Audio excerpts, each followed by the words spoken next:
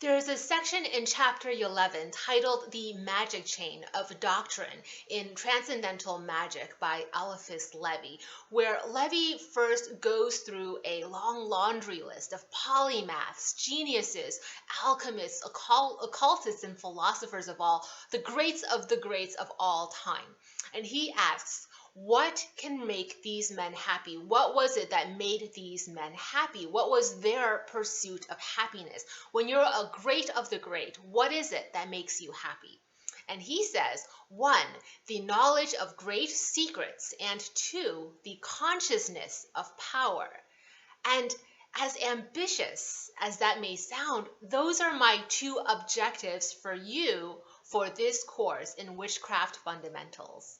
At every single point in putting this course pack together for you, the one guiding question for myself, the standard that I held myself up to was, how do I help facilitate the most powerful occultist, the most knowledgeable occultist? How do I fully, truly empower the magus? And that is what really fueled every aspect of this course. Now, the course itself goes through a 363-page workbook and textbook that's going to look like this. And this covers the first 12 chapters of Doctrine and Eliphas Levi's Transcendental Magic, as translated by Arthur Edward Waite. But I keep going back to the French version, so I do add a couple of my annotations into the text as well. This course focuses heavily on the doctrinal basis and theoretics of witchcraft and ceremonial magic, and particularly through the framework that Eliphas Levi has set up. So this is through the framework of transcendental magic and how he defines transcendental magic. So we'll be talking about how to work with the astral light, how the magus produces the magic chain, and we'll also be crafting a couple of tools along the way.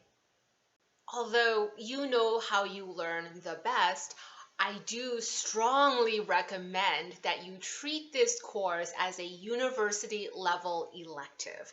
That means think about setting aside the same day, same hour every week for about 3 months to watch the video lectures. There's about 13 to 16 video lectures that you will be watching over the course of, I would say, approximately 13 weeks, but it's up to you how you want to pace yourself.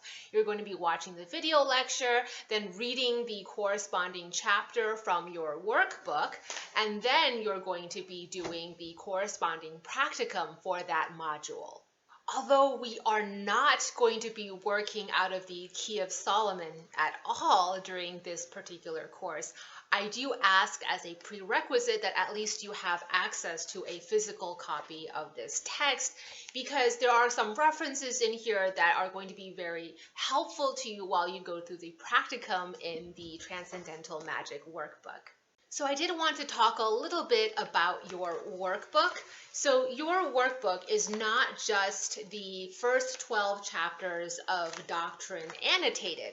It's that, but then there's also a lot of excerpts in here from the first 12 chapters of Ritual. We also get into a lot of excerpts and bring in a lot of information from Key to the Great Mysteries. That's the second book that Eliphas Levi wrote after Doctrine and Ritual. Now, for Doctrine and Ritual, we're working off of Arthur Edward Waite's English translation, as I said, and for Key to the Great Mysteries, we're working from Aleister Crowley's English translation of Levi's work. There are some fascinating tone differences between the two translations, and the perspective sort of glossed over the original Levi text. So, for example, Waite's approach when he translated Doctrine and Ritual was to rectify, he believed he was rectifying some of the errors that Levi had made, or alleged errors, whereas Aleister Crowley actually believes that he was the reincarnation of Eliphas Levi. And so he comes from the text with a very different and perhaps a more venerable or venerating and reverent perspective, since he thought himself to be the reincarnation of Eliphas Levi.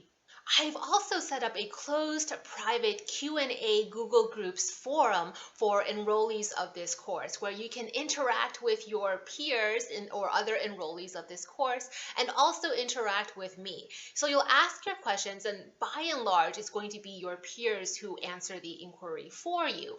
But every once in a while, especially if there's a recurring or repeating issue, I'll definitely jump in and offer my input or insights as well.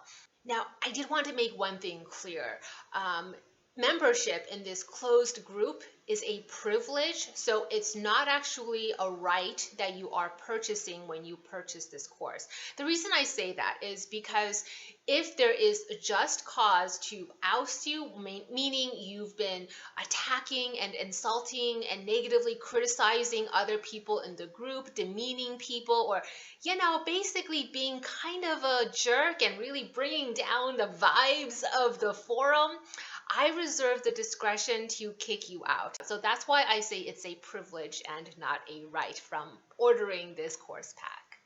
I am so excited to be offering this course, and if you're interested, I hope you will click on through to the course description page, try out the 2 free previews, which is the Module 0, the Introduction chapter, and also Module 1, the Candidate chapter. You'll also get to download the annotations for those 2 chapters, read through it, and also sample, get a sense of what the workbook is all about.